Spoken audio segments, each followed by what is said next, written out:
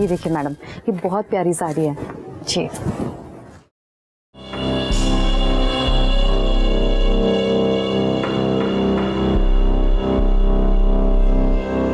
अब पैसे काउंटर पे दे दीजिए।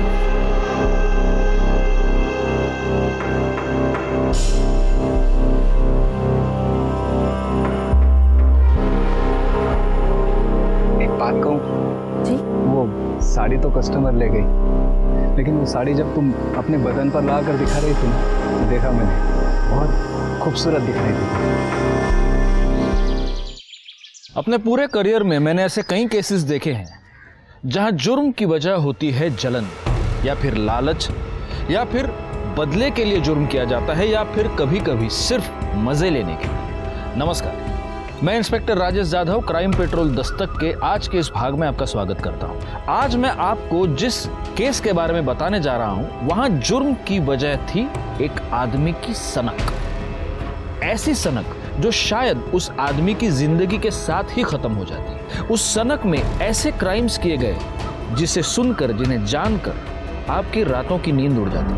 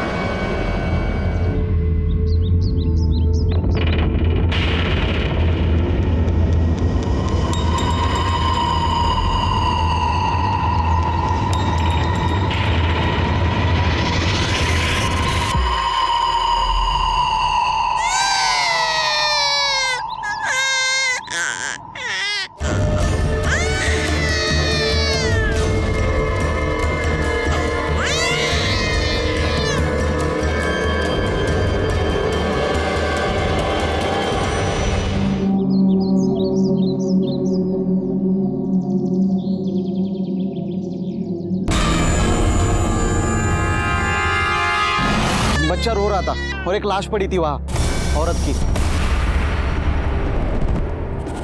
रानी भाई, बाल लगे, गला घूंट कर मारा गया है।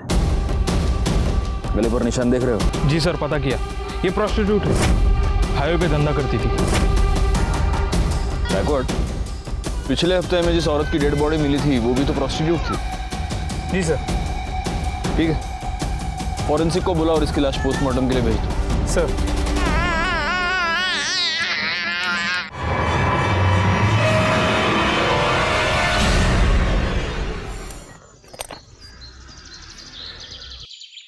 अपने पूरे करियर में मैंने ऐसे कई केसेस देखे हैं जहां जुर्म की वजह होती है जलन या फिर लालच या फिर बदले के लिए जुर्म किया जाता है या फिर कभी कभी सिर्फ मजे लेने के लिए। नमस्कार, मैं inspector Rajesh Jadhav, crime petrol Dastak के आज के इस भाग में आपका स्वागत करता हूं। आज मैं आपको जिस केस के बारे में बताने जा रहा हूं, वहां जुर्म की वजह थी एक आदमी की सनक। ऐसी सनक जो शायद उस आदमी की जिंदगी के साथ ही खत्म हो जाती। उस सनक में ऐसे क्राइम्स किए गए जिसे सुनकर, जिन्हें जानकर आपकी रातों की नींद उड़ जाती। सर, इस औरत की पोस्टमार्टम रिपोर्ट और पिछले हफ्ते मिली औरत की पोस्टमार्टम रिपोर्ट मैच करती है। दोनों को मारने से पहले उनके साथ सेक्स किया गया था, जिसके बाद उनका गला दबा के उन्हें मार दिया गया। पर एटलीस्ट इस केस में तो ऐसा नहीं लगता कि ये मर्डर पैसों के लिए किया गया हो, क्योंकि बॉडी के पास तो पैसे पड़े हुए हैं। समझ में ये नहीं आ रहा है कि जिस किसी की भी साथ ये गई होगी उसने इसे मारा क्यों। जरूरी नहीं कि वो एक ही आदमी हो। एक नोटिस की तुमने बात गायकवाड़, इसकी गर्दन पर ग्रीन नायलॉन रस्सी के छोटे छोटे रेशे मिले। तो लेकिन ऐसा कुछ तो हमें पिछले केस में नहीं मिला। हो सकता है तब रस्सी नहीं हो। मुझे ऐसा लगता है गायकवाड़, इन दोनों मर्डर केसेस में कुछ ना कुछ कनेक्शन है, क्योंकि पीएम रिपोर्ट और मारने का तरीका दोनों सेम है। हो सकता है कातिल भी सेम हो। सर, ये बच्ची कब से रो रही है, चुप ही नहीं हो रही है। अरे ए सोनू, ए ए ए इकडे बघ, इकडे बघ, इकडे बघ। आले आले आले। हंसी। माँ की गोद की आदत पड़ गई है इसको। गायकवाड़, एनजीओ वालों को बोल दो कि इसको आकर ले जाए। जी सर, बता दिया।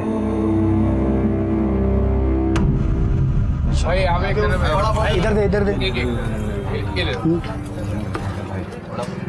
चल जल्दी हाथ चला राजू। हाँ भाई एक ये देना। अरे जाना दूंगा, एक मांगने आ गया, तू दे दे मेरे को। ए राजू, भिखारी बहुत डेली का उसका। अरे बच्चा है, कुत्ता नहीं है। चल बेटा, भूख लगी तेरे को, वड़ा पाव दे उसको, दे वड़ा पाव। ले भाई, और दूं क्या? चल काम कर, चल जल्दी जल्दी कर। अरे भाऊ, याद है वृंदा बहिनी का फोन आया था? अरे हाँ, वो मेरा बात हुआ, वो सुबह मिल नहीं पाया ना, बस वही बोल रही थी। और ये क्या है तू, वही लगा रखा है, अभी तक लगन नहीं हुआ मेरा और उसका। तो भाऊ नहीं हुआ तो हो जाएगा ना। आई, जो महेश अंकल ने चॉकलेट दी थी ना, वो मुझे दो ना। चॉकलेट चाहिए तुझे? देती हूँ।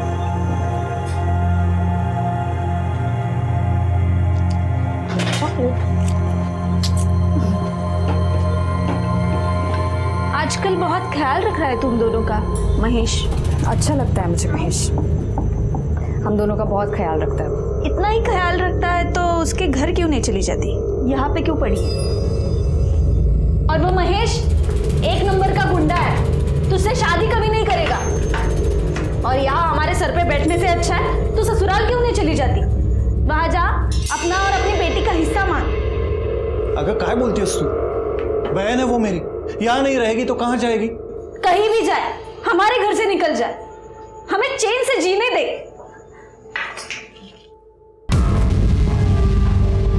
लो, नाम लिया और हाजिर हो गए। इन्हें लेने आए हो, लेके जाओ, जाओ।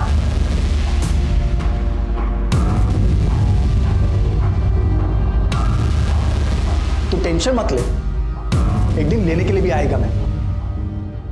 तब तक इनके यहाँ रहने से तुम लोगों को तकलीफ नहीं होनी चाहिए, क्योंकि प्रतीक के बाप का घर नहीं है, सिर्फ वृंदा के बाप का भी घर है। देख भाई, ऐसे कुछ नहीं है, बहन है वो मेरी। चुप कर। अगर मेरे को पता चला कि तुमने वृंदा को और प्राची को तकलीफ दी है तो इधर आना जाना लगा रहता है मेरा। तुम दोनों का बराबर हिसाब करेगा मैं। चलता हूं वृंदा।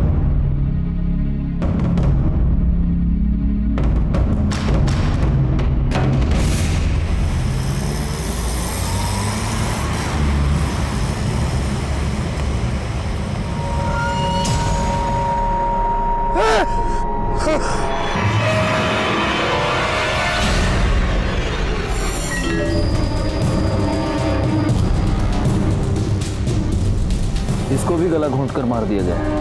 मतलब चांसेस है कि ये भी प्रोस्टिट्यूट हो सकती है। अगर ये है तो फिर ये कोई ऐसे सीरियल किलर का काम है जो सिर्फ प्रोस्टिट्यूट्स को अपना टारगेट बना रहा है। मगर वो इन्हें मार क्यों रहा है? क्या मोटिव हो सकता है?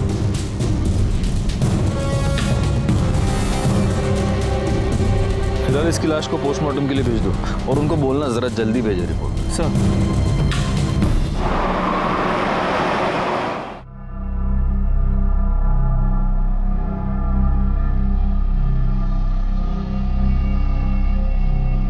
मंग्या की आई कह रही थी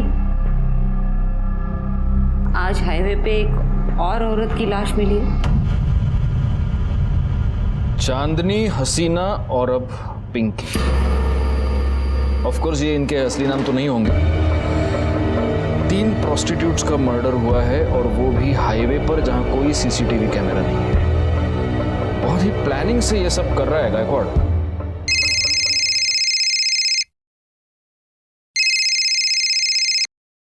हाँ, मैंने बीपी की गोली ले ली है और सुबह से एक भी तीखा वड़ा पाव नहीं खाया है। सर, हाँ वड़ा हाँ, टीवी क्या है टीवी पे? हाँ, रुको देखता हूँ। हाईवे पर एक के बाद एक 3 देह व्यापार में लिप्त औरतों की लाश मिली है। कातिल बड़े ही चालाकी से अपने काम को अंजाम दे रहा है। पुलिस हाथ पर हाथ धरे बैठी है। तकरीबन 10 दिनों में 3 औरतों का कत्ल हुआ है और पुलिस है कि उनके कान पर जूं तक नहीं रेंग रही है। मैं कैमरामैन आकाश के साथ लाइक खान। काय काम संभली काय सगळी? चलो टीवी बघतायत। शोभा, ये बताने के लिए फोन किया तुमने मुझे? अरे बाबा, रिपोर्टर अपना काम कर रहा है, मैं अपना काम कर रहा हूँ। हाँ चलो, रखो फोन अभी। हाँ? अरे तुम्हारी कसम, मैंने सुबह से एक भी वड़ा पाव नहीं खाया है। हाँ हाँ चलो, अरे रखो बाबा रखो। हाँ चलो, ओके ओके बाय। अरे सर क्या है, अभी तो आपने कसम खाई है। हाँ तो सुबह से एक भी वड़ा पाव नहीं खाया, ऐसी कसम खाई है मैंने, अभी खा रहा हूँ। सर, हाँ पिंकी की पोस्टमार्टम रिपोर्ट। सर फिर से वही, मारने से पहले उसके साथ सेक्स किया गया था और गले पे ग्रीन नायलॉन की रस्सी के रेशे मिले। मतलब मर्डर वेपन एक ही है, ग्रीन नायलॉन की रस्सी। एक काम करो, हाईवे पर सिविल में पेट्रोलिंग बढ़ा दो, इससे पहले वो किसी और का खून करे हमें उसे पकड़ना ही होगा। तू भड़क क्यों रहा है? अरे भड़कू नहीं तो और क्या करूं? तू काम पे लग गई और मेरे को मालूम तक नहीं।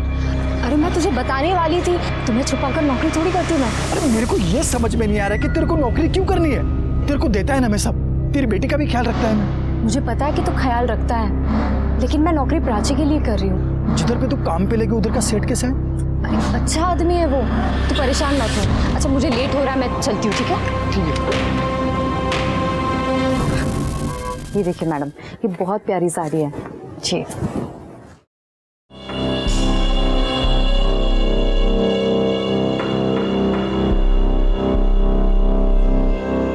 अब पैसे काउंटर पे दे दीजिए।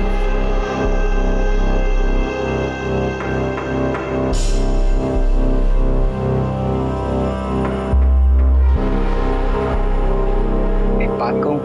जी? वो साड़ी तो कस्टमर ले गई, लेकिन वो साड़ी जब तुम अपने बदन पर ला कर दिखा रही थी ना, तो देखा मैंने, बहुत खूबसूरत दिख रही थी।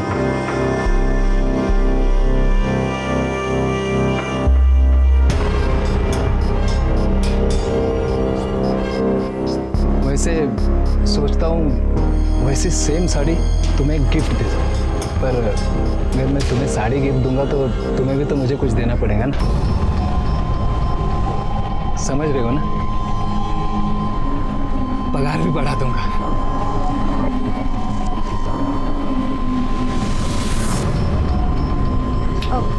वो मैंने आपको बताया था ना, मुझे घर जल्दी जाना है आज। मैं जाऊँ क्या? हाँ हाँ जाओ ना, लेकिन जो मैंने कहा ध्यान में है ना?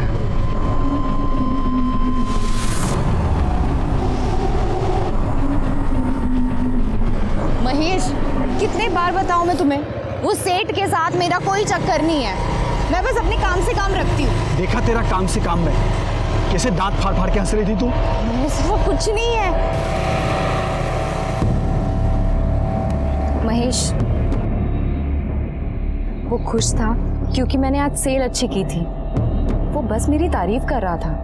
देख, तू अगर मेरे को धोखा देगी ना तो मैं महेश, मैं तुम्हें धोखा क्यों दूंगी? मैं हमेशा तुम्हारे साथ रहूंगी, कहीं छोड़ के नहीं जाऊंगी तुम्हें। सच्ची? हाँ।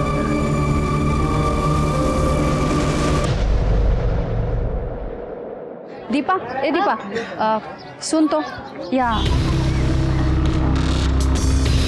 देख दीपा, अच्छी तरह से बता रही हूँ, तेरी वो विधवा ननद वहाँ गली में उस महेश के साथ गुलछर्रे उड़ा रही है। अच्छा दिखता है ये? आखिरी बार समझा रहे हो? ये सब यहाँ नहीं चलेगा, अच्छे से समझा दो उसको। बहुत हो गया अभी, और नहीं सहन कर सकती मैं। बहुत सहन कर नहीं। दीपा, अरे मेरी बात सुनो, इतनी छोटी बच्ची लेके कहाँ जाएगी ये? जहाँ जाना है जाए, और वो है ना उसका यार महेश, वो देख लेगा। दीपा, मेरी भांजी है वो। चलो बेटा, हो गया। अरे वो छोटी बच्ची है। चलो चलो चलो, बहुत सुन लिया मैंने। दीपा, मेरी बात सुनो। मैंने बहुत सुन मेरी लिया। बहन है ये। बिल्कुल। दीपा,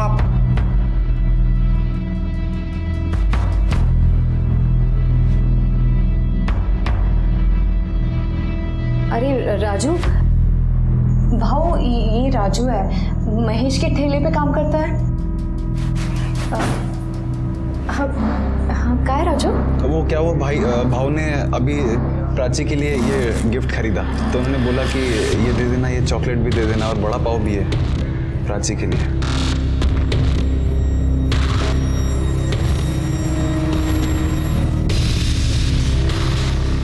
मैं चलता हूँ। देखा, अब ये और इसका यार हमें हमारे घर से कब निकल देगा ना, पता भी नहीं चलेगा।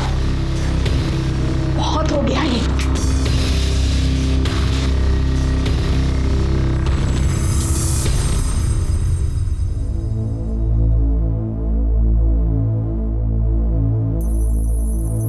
क्या है वृंदा को? अरे क्या हुआ? ऐसा चुप क्यों है? कुछ हुआ क्या? अरे बोल ना, कुछ हुआ क्या? भाव वृंदा बहनी के साथ कुछ ठीक नहीं हो रहा उस घर में।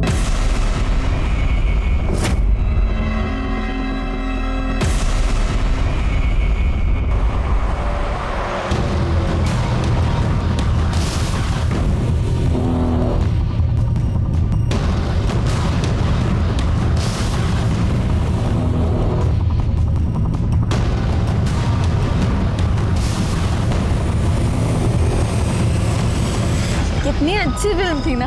हाँ। कितने दिनों बाद ऐसे बाहर निकले हम लोग। कितना अच्छा लग रहा है। वरना तुम्हारी बहन, उसने तो जीना हराम करके रखा है हमारा। तुम क्यों सोचते हो उसके बारे में ऐसे? महेश, अरे महेश मार क्यों रहा है उनको? अभी तो सिर्फ थप्पड़ मारा है, इसके आगे सोच भी नहीं सकता कि मैं क्या करेगा। समझा दे तेरी बाइकों को कि अगली बार वृंदा के सामने ऊंची आवाज में बात हुई की ना, काट के इधर ही गाड़ देगा मैं तुम दोनों को, समझा ना?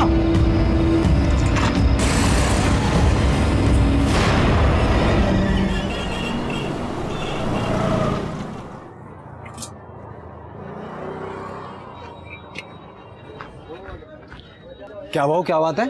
हाँ, आज आप इतनी जल्दी आ गए सुबह सुबह?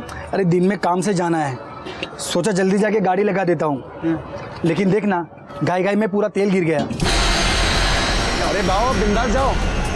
अरे आप बिंदास जाओ, मैं संभाल लेगा। जाओ।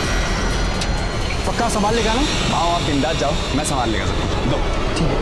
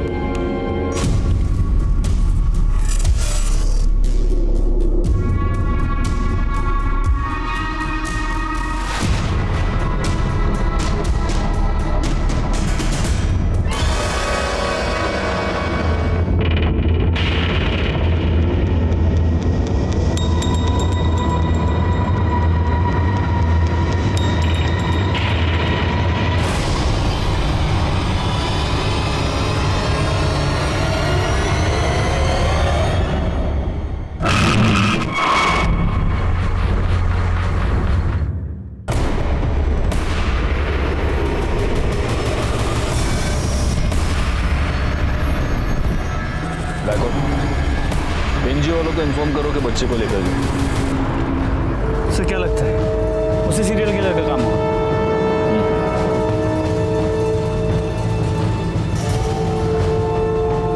या तो वो हमसे 2 कदम आगे चल रहा है या हम बहुत स्लो है।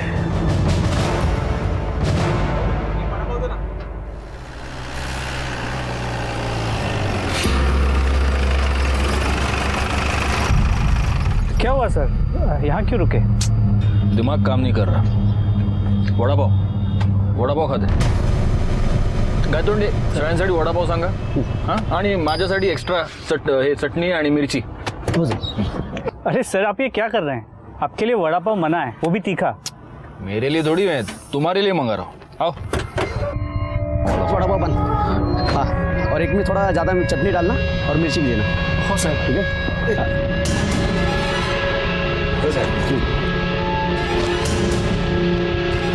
या क्या सगळ्यांनी ये आपका चटनी वाला।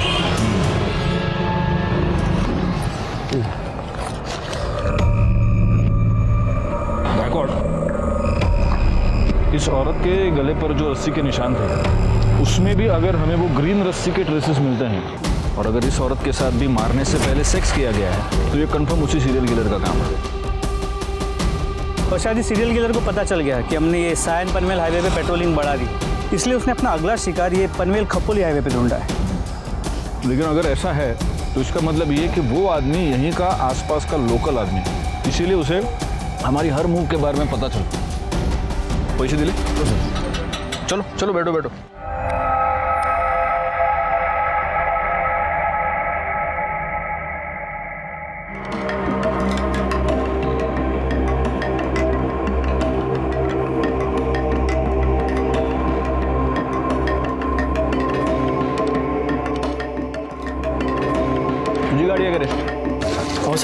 पावती है?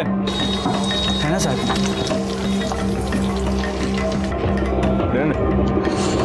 अच्छा बना दे वड़ा पाव, क्वालिटी मेंटेन रखना। जी sir. Vada pav Mahesh, vada pav. Good.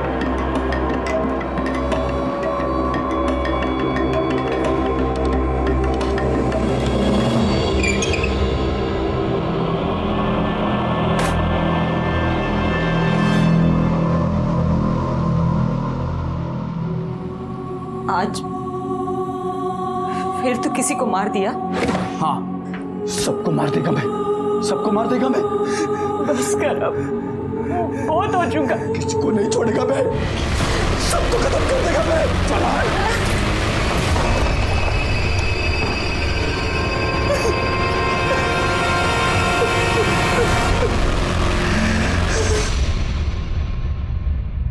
Sir ये जो लास्ट बॉडी हमें मिली है, सुना है इसका नाम रानी है, लेकिन हो सकता है कि ये भी गलत नाम हो। और इसके साथ भी मर्डर से पहले सेक्स हुआ है और इसकी गर्दन पर भी ग्रीन नायलॉन रस्सी के ट्रेसेस मिले हैं ना। मैं तुमको कह रहा हूँ गायकवाड, इन चारों का खून एक ही रस्सी से एक ही आदमी ने किया है। लेकिन सर डीएनए रिपोर्ट के मुताबिक इन चारों औरतों में जो सीमन सैंपल मिले हैं वो अलग अलग है। मतलब सेक्स वर्कर होने की वजह से इन्होंने शायद सेक्स किसी और आदमी के साथ किया है और इन्हें मारा किसी और आदमी ने। मुझे समझ में नहीं आ रहा, इसका मोटिव सेक्स नहीं है, इसका मोटिव लूटपाट नहीं है क्योंकि पैसे इनकी बॉडी के पास ही मिलते हैं, तो फिर इसका मोटिव क्या है? वो क्यों मार रहा है इन औरतों को? और हमारे पास कोई क्लू नहीं है। तो फोरेंसिक रिपोर्ट से एक नया क्लू मिला है। इस रानी के गले पे, हाथ पे और गले पे जो ग्रीन रस्सी के रेशे मिले हैं उस पर कुकिंग ऑयल मिला है। मतलब जिस रस्सी से रानी का गला घोटा गया उस पर कुकिंग ऑयल लगा हुआ था, जो खुद को बचाते हुए और गला घोटते हुए रानी के गले और हाथ पे लग गया। और ये कुकिंग ऑयल भी वो है जो बार बार यूज किया गया है। बार बार यूज किया हुआ कुकिंग ऑयल। गायकवाड, ये रस्सी जरूर किसी ऐसे आदमी की है जो फ्राइड फूड बेचता है। वो नहीं होता, वो ठेला वेला बांधने के लिए रस्सी नहीं यूज करते ये लोग।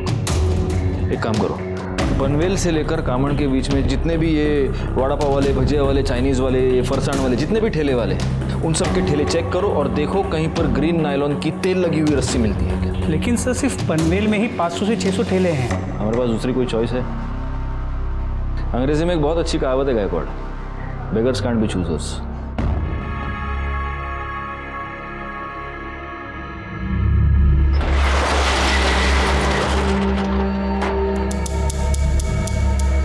शटर क्यों बंद किया?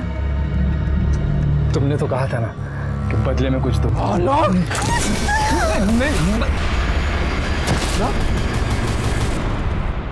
बोला था ना नौकरी करने की जरूरत नहीं है।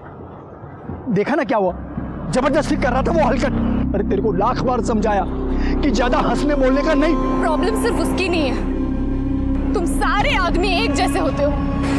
एक अकेली औरत देखी नहीं कि सहारा देने के नाम पे उसका फायदा उठाने की कोशिश करते हो।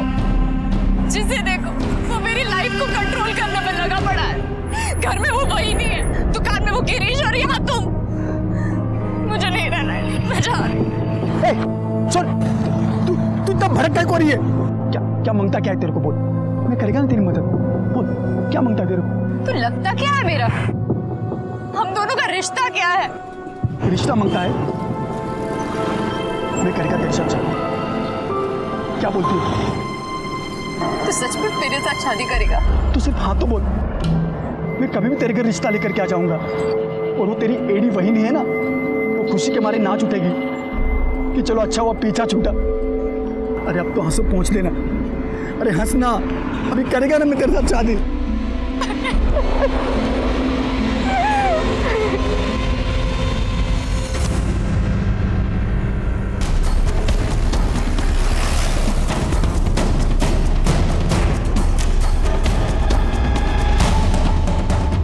ये रस्सी कहाँ से आई तुम्हारे पास?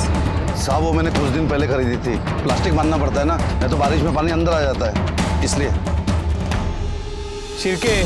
जी सर। ग्रीन नायलॉन की रस्सी ढूंढनी है, पीली नहीं। Okay sir. साहब मैं तो इधर भाखड़े पर ही था, ये रस्सी तो बहुत पुराना हो गया है, मेरे को नया लेने का था। कहीं ऐसा ना हो कि अभी बांधा और अभी टूट जाए। उसमें से थोड़ा सैंपल के लिए हम लेके जा रहे हैं, ठीक है? ठीक है साहब। सर हम लोग यहाँ तक आए हैं तो जादव सर के लिए एक महेश का वड़ा पाव लेते हैं, चटनी डाल के। ठीक है चलेगा। गौली शिरके, तुम लोग बाकी की दुकानें चेक करो।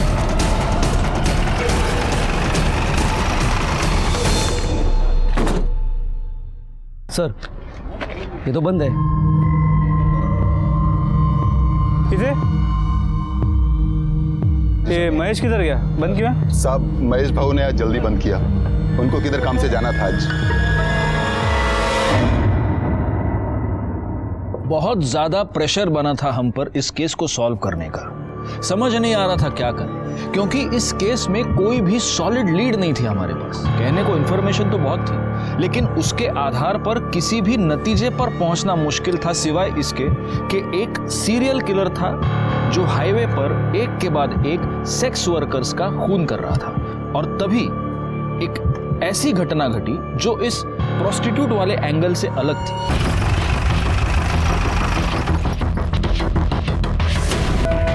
जरा आप भी पीछे हो जाइए। बैकवर्ड।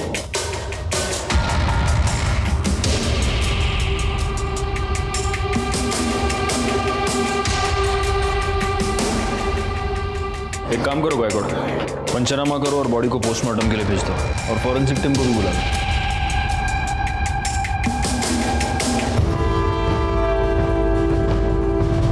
तू वो वड़ा पाव वाला है ना? तू यहाँ क्या कर रहा है? साहब इसी ने मारा वृंदा को। हम घर आए तो ये यही था। मैंने नहीं मारा है सर, मैंने नहीं मारा है, लेकिन जिसने भी मारा है ना उसे छोड़ेगा नहीं, मैं नहीं छोड़ेगा मैं। चुप, नहीं छोड़ेगा मैं, नहीं छोड़ेगा मैं। मैंने पहली बार वृंदा में ही देखा कि माँ क्या होती है। उसने अपनी इज्जत भी संभाली और अपनी बच्ची के लिए खड़ी भी रही। मैं बोला उसको सब खर्चा दूंगा मैं, फिर भी अपनी बेटी के लिए उसने नौकरी की और उस हलकट गिरिश के वहां वो नौकरी पे लग गई। इतनी अच्छी लगती थी वृंदा तो उसको मारा क्यों? मैंने नहीं मारा साहब उसको, लेकिन जिसने भी मारा होगा ना साहब उसको नहीं छोड़ूंगा मैं। अच्छा, तो उसका भाई, उसकी भाभी सब झूठ बोल रहे हैं। तू वृंदा को परेशान करता था, उसको धमकी देता था। मैंने वृंदा को धमकी नहीं दी थी साहब, मैंने प्रतीक और दीपा को बोला था कि उसको परेशान ना करें। मैंने वृंदा को सिर्फ इतना ही बोला था कि किसी के भी साथ ज्यादा हंसने बोलने का नहीं। अच्छा, क्यों नहीं हंसने बोलने का?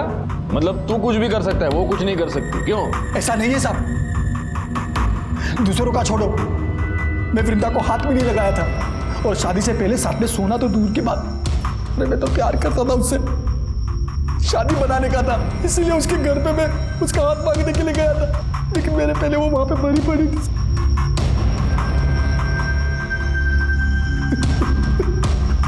हाथ मांगने गया था?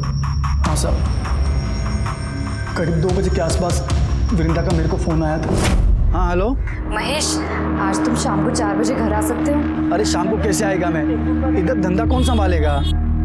शादी की बात करने के लिए तुम एक दिन जल्दी दुकान बंद नहीं कर सकते? क्या तुम मेरे को शादी के लिए बुला रही है? मैं गाड़ी बंद करके घर गया, कपड़ा बदली किया, उसके घर के लिए निकला। जब घर जाके देखा तो वो पहले से मरी पड़ी थी साहब। कितने बजे पहुंचा उसके घर? 4 बजे पहुंचा होगा साहब, तब तक वो मर चुकी थी। मैंने कुछ नहीं किया साहब, आपको पूछना है तो राजू से पूछ लो साहब। चल चल, मैंने मान लिया कि तूने वृंदा को नहीं मारा। किसने मारा? उसके भाई और भाभी ने मारा होगा साहब, क्योंकि उनको लगने लगा था कि वृंदा उन पे बोझ बनती चली जा रही है, और उन दोनों ने भी नहीं मारा होगा ना साहब, तो उस हलकट गिरीश ने मारा होगा उसे। सर ऐसी कोई बात नहीं, किसी ने आपको मेरे बारे में गलत बोला है। मैं उससे बहुत अच्छे से बात करता था। एक अच्छा है, तेरे दुकान में सीसीटीवी है, दिखा, फुटेज दिखा, सब पता चल जाएगा किससे कैसे बात करता है। इसमें ये क्या, चेक करो जरा। पासवर्ड क्या है? सर अरे पासवर्ड क्या है? सर वो मुझे अच्छी लगती थी, लाइन भी देती थी मुझे, तो मुझे लगा सब। तेरे दुकान में ग्रीन कलर की रस्सी है? ग्रीन क्यों सर? तू नहीं बताएगा। गायतोंडे सर, जरा शोधा सगळीकडे, देखो रस्सी मिलती है क्या? नहीं है सर। वैसे काफी रंगीन, काफी शौकीन आदमी लगता है तू। हाँ, उधर तो जाता होगा। किधर सर? उधर प्रोस्टिट्यूट्स के पास। अरे नहीं सर, मैं वैसा आदमी नहीं हूँ। वैसा आदमी नहीं है? नहीं सर। तो वैसा आदमी है? हाँ, मतलब 1-2 बार गया हूँ। हाँ, 1-2 बार गया है और वहां जाने के बाद उनका खून भी किया है। सिर्फ 4 को मारा है और को भी मारा। अरे नहीं सर, मैंने किसी को नहीं मारा है। सब पता चल जाएगा। गायतोंडे सर, सापड़ लेगा? नहीं सर, दुकान चेक कर लिए और काउंटर भी देख लिए, कहीं ग्रीन कलर की रस्सी नहीं मिली। बोला ना सर, नहीं है सर कुछ। ठीक है, चला। तो इसे नहीं बताएगा, तेरे को है ना एक दिन हमारे यहाँ पे बुला के पूछूंगा। सर एक बार रस्सी के लिए इस महेश के वड़ा पाव के स्टॉल को चेक कर लेता हूँ। कर लो। पूरी गाड़ी को अच्छे से चेक करो, देखो ग्रीन रस्सी मिलती है क्या।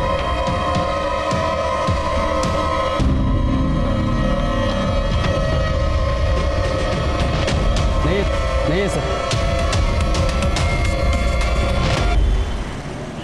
सर, वृंदा की पोस्टमार्टम रिपोर्ट, इसके मुताबिक वृंदा के गले पे भी नायलॉन के ग्रीन कलर के रस्सी के ट्रेसेस मिले। मतलब हो सकता है कि ये भी उसी सीरियल किलिंग का हिस्सा हो। लेकिन वृंदा तो प्रोस्टिट्यूट नहीं थी और उसका मर्डर हाईवे पर नहीं, उसके अपने घर में हुआ है। जी सर। सर हमने महेश के कॉल रिकॉर्ड्स को चेक किया, वो सच कह रहा है। वृंदा ने उसे 2 बजे फ़ोन किया था और वृंदा के पोस्टमार्टम रिपोर्ट के मुताबिक उसकी मौत दोपहर 2 और 3:30 के बीच हुई है। महेश के मोबाइल लोकेशन के मुताबिक इस दौरान वो अपने घर पे था।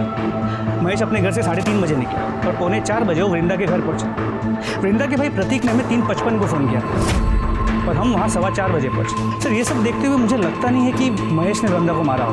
और सर हमने महेश के वड़ा पाव की गाड़ी को भी चेक किया, वहाँ पे हमें कोई ग्रीन कलर की रस्सी नहीं मिली। वो तो रस्सी है गायकवाड़, वो तो गायब की जा सकती है, हटा दी जा सकती है। एक काम करो, महेश के साथ वो जो लड़का काम करता है उसको उठाओ, वो हमें बताएगा वहाँ रस्सी थी या नहीं, और अगर थी तो अब कहाँ है।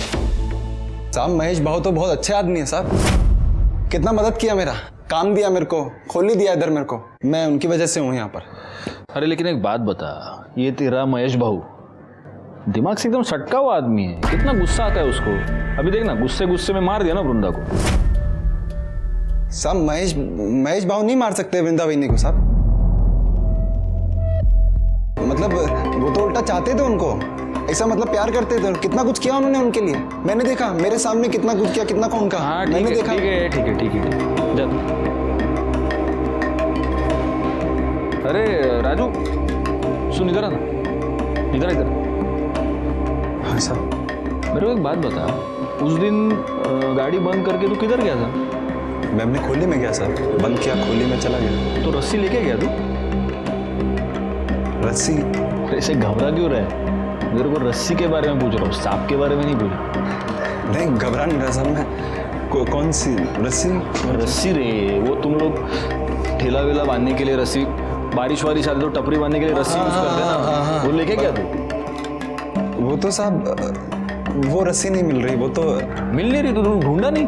मैं पूछा साहब आसपास के, मैंने दुकान वाले से भी पूछा, मैंने ठेला लगाते हैं ना उनसे ही पूछा मैंने, किसी को मालूम ही नहीं साहब रस्सी कहाँ गई। क्या बात कर रहा है गायकवाड़, एक गरीब आदमी की रस्सी गायब हो गई, क्या कर रहे हो गायतोंडे? रस्सी गली, चल ठीक है देखते। ये जरूर हमसे कुछ छुपा रहा है। एक काम करो, 24 घंटे तावड़े को इसके पीछे लगा दो और तब तक इस रस्सी के बारे में महेश से पूछो। रस्सी तो गाड़ी में होगी ना साहब, उधर ही तो थी। तुझी गाड़ी चेक के लिए हमें क्या नहीं है साहब? उधर ही थी, मैंने कल सुबह ही देखा था, उधर ही पड़ी थी गाड़ी में। पक्का उधर ही थी? हाँ साहब, लेकिन आप लोग मेरे से रस्सी के बारे में क्यों पूछ रहे हो साहब? रस्सी पे तेल गिरा था। अभी साहब इतना फ्राई करते तो रस्सी पे तेल तो गिरेगा ना साहब।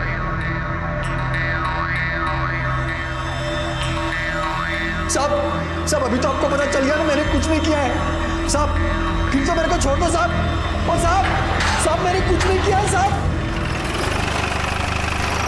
सर ये गिरीश के कॉल रिकॉर्ड्स। सर इस कॉल रिकॉर्ड के मुताबिक वृंदा के मर्डर के वक्त, मतलब दोपहर को 3:20 से 3:35 के बीच, ये गिरीश वृंदा के घर के आसपास ही था। उतला देना इधर देख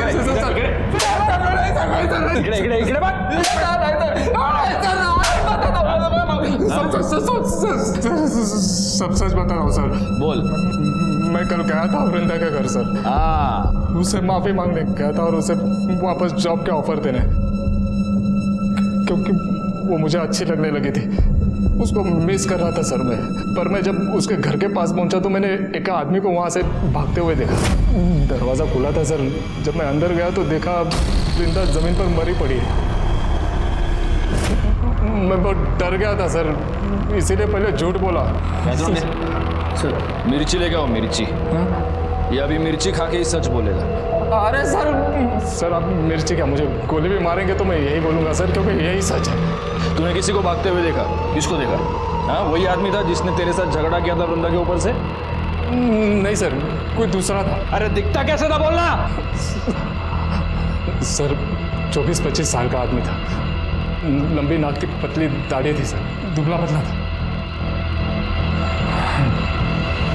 ये था? हाँ सर, यही था।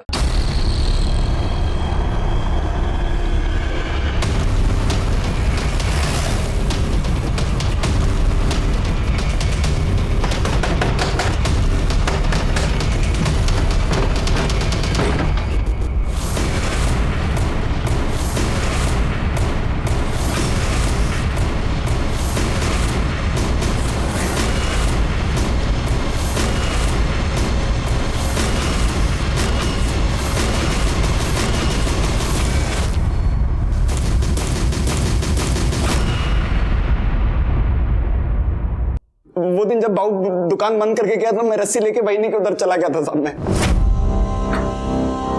अरे राजू तू? मालूम है, भाव का इंतजार कर रहे थे ना। अरे वो आज रोज की तरह थोड़ी ना आएंगे, आज तो सज धज के एकदम टिप टॉप बन के आएंगे वो। अभी तो उन्होंने बड़ा पाव भेजा आपके लिए। अच्छा भला एक गिलास पानी दे ना। हाँ देते हैं, आती है ना।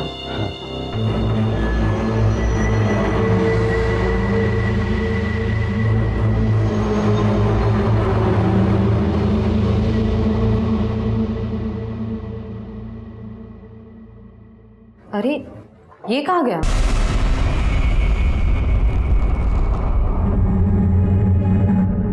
क्यों मारा वृंदा को? साहब मेरे को मालूम था साहब कि महेश भाई के आगे पीछे कोई नहीं है साहब। तो मेरे को लगा कि अगर महेश भाई वृंदा बहिनी के खून के इल्जाम में अंदर हो गए तो पूरा ठेला मेरा हो जाएगा साहब। चल ठीक है, मैंने मान लिया वृंदा को तूने ये वड़ा पाव की गाड़ी की लालच में मारा। उन 4 औरतों को क्यों मारा? नहीं साहब, मैंने नहीं मारा 4 लोग। मैंने नहीं मारा साहब, मैं क्यों मारूंगा? झूठ बोल रहा है। अरे साहब मैं झूठ नहीं बोल रहा, मैं तो सच बोल रहा हूँ। अभी महेश भाव ने मारा। मेरे को मालूम है साहब, वो रस्सी लेके हमेशा जाते थे सर किधर को भी। मैं सोचता था किधर जा रहे हैं रस्सी लेकर, एकदम तेल गिर गया उसके ऊपर। साहब वो निकले, मैं उनके पीछे पीछे गया और मैंने अपनी आंखों से देखा था। मालूम चला साहब कि हाईवे पे जितनी भी धंधे वाली मरी है उनको भाव ने मारा। मेरे को तभी आइडिया आया साहब, मेरे को लगा कि मैं उस रस्सी से मैं। अरे तो तेरे को ये आइडिया नहीं आया कि अगर तू ये बात हमको बताता तो महेश वैसे भी अंदर जाता, फिर सारा धंधा तेरा हो जाता? ये समझ में नहीं आया तेरे को? साहब मेरी मती मारी गई थी। मैं साहब मेरे को लगा कि हो जाएगा। मैं पागल आदमी, गरीब आदमी, मेरे को लगा साहब, मैं सच कह रहा हूँ साहब।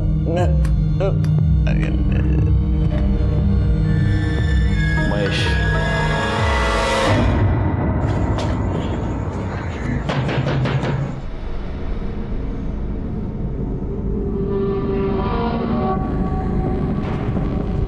मेरे को मालूम था ये दिन जरूर आएगा, पर महेश कभी मेरी बात सुना ही नहीं।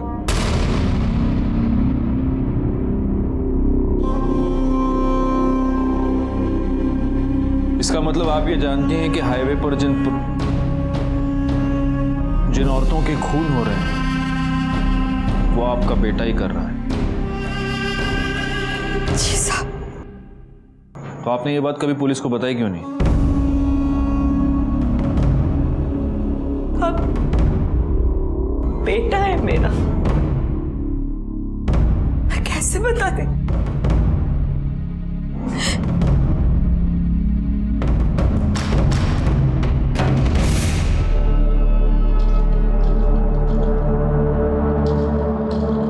कभी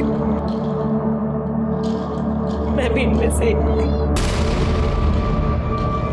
इसको मालूम चल गया, तब से मुझसे नफरत करता है। क्या कर रहा है महेश? सब कुछ मालूम है ना तुझे? फिर क्यों शादी करके उस लड़की की जिंदगी बर्बाद कर रहा है? चुप कर, उसके लिए मैं है, वो तेरी तरह नहीं है। वो मर भी जाएगी ना तब भी खुद को नहीं बेचेगी। और एक तू है, चल जान देना, तू क्या समझेगी साली? तू हमेशा मेरे को बोलता रहता है ना, हाँ? पर तेरे को मालूम है कि मैंने धंधा काय को शुरू की? अस्पताल में था, डॉक्टर बोला अगर इसकी जान बचाना है तो इंजेक्शन लगाना पड़ेगा। बहुत महंगा था इंजेक्शन, मैं नहीं खरीद सकती थी। अरे मैं ये नहीं करती ना तो तू मर जाता। अरे तू मर जाने देती, धंधे वाले की औलाद तो नहीं बुलाते मेरे को। इन सबको मेरी वजह से मारता है। आपसे नफरत करता है मतलब वो सेक्स वर्कर्स से नफरत करता है, इसीलिए ये सब कर रहा है। आपने उससे छोड़ा तो वो आया था घर। क्या कर रहा है? कपड़े काय को भर रहा है? किधर जा रहा है? जा रहा हूं मैं, लेकिन तू ये मत सोचना कि तेरी जात वाली को मारना बंद कर दूंगा मैं। जब भी कभी मेरे को लगेगा ना कि पुलिस मेरे तक पहुंचने वाली है तो उससे पहले तेरे को पक्का मारेगा मैं। तू आखिरी होगी। मतलब वो आपको अपनी माँ को मारने आएगा? अगर बोला है तो जरूर आएगा।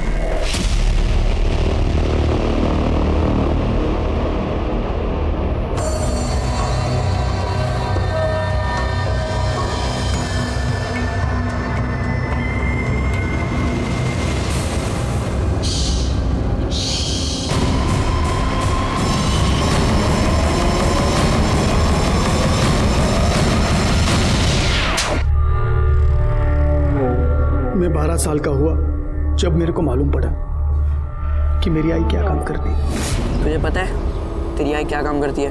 तेरे घर पे कपड़े और खाना लाने के लिए पैसे कहाँ से आते, कभी सोचा है? क्योंकि तेरे तो बाबा भी नहीं है। मुझे इतना पता है कि मेरी आई काम करती है, तो फिर काम करके जाते होंगे। देखना है तुझे? चल तुझे दिखाता हूँ।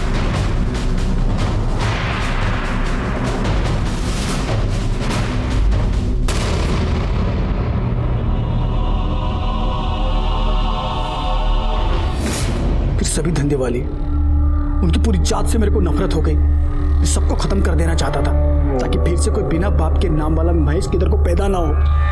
फिर मेरे को वृंदा मिला, मेरे को लगा सब लोगों के माफी मेरा भी एक नॉर्मल लाइफ हो सकता है, पर राजू ने वो भी खत्म कर दिया। आखिर यह केस सॉल्व हो गया और सीरियल किलर महेश को पकड़ने में हम कामयाब हो गए। बड़ा दुख हुआ उन बेकसूर औरतों के लिए जिन्हें महेश ने मार दिया था, क्योंकि भले ही महेश की अपनी एक दुखी कहानी थी, लेकिन उन औरतों की हालत भी कोई बहुत अच्छी नहीं थी। 150 रुपए के लिए वो अपने आप को बेचने पर मजबूर थे। और सबसे ज्यादा दुख हुआ महेश की मां सपना के लिए, जिसने अपने बेटे के लिए अपने आप को बेचा, लेकिन उसी की वजह से उसका बेटा शर्मिंदा था और अंत में एक भयानक कातिल बन गया। खैर, मैं इंस्पेक्टर राजेश जाधव आपसे विदा लेता हूं। दोबारा मिलूंगा, तब तक सतर्क रहिए और देखते रहिए क्राइम पेट्रोल दस्तक, क्योंकि मकसद बताना नहीं, बचाना है।